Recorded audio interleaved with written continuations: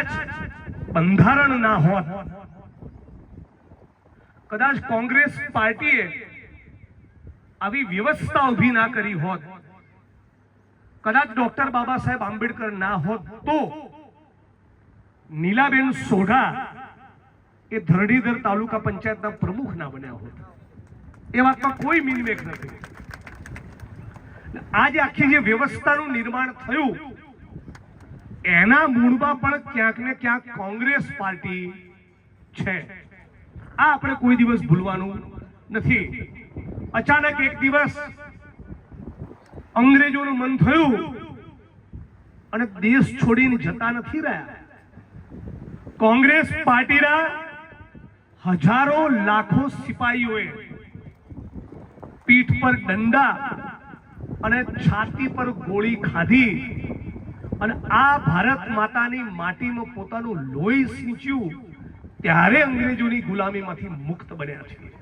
આ વાત આપણે યાદ રાખવાની છે કે જલિયાવાલા બાગનો હત્યાકાંડ હોય, 23, 24, 25, 27 વર્ષની કુમળી ઉંમરે ચંદ્રશેખર આઝાદ, રામપ્રસાદ બિસ્મિલ, ભગતસિંહ, સુખદેવ, રાજગુરુ, આવા અનેક ક્રાંતિકારીઓ એ ફાંસીના માછડે લટક્યા. તમારામાંથી 90-95% લોકો કદાચ એકાદ બે અપવાદને બાદ કરતા કદાચ જેલોમાં કોઈ નહીં ગયા હોય, પણ અંદમાન નિકોબારની કાલા પાણીની સજાની જેલ અને એની યાતનાઓની તમે કલ્પના કરો તો ધ્રુજારી છૂટી જાય.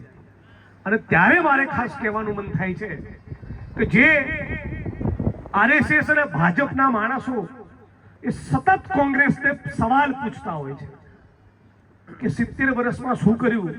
એટલે ચોરના દીકરાઓ, તમારો બાપ લોહીનું એક ટીપું આપી જો કોઈ દાડો આ દેશ માટે? હે, તમે શું બોલો છો?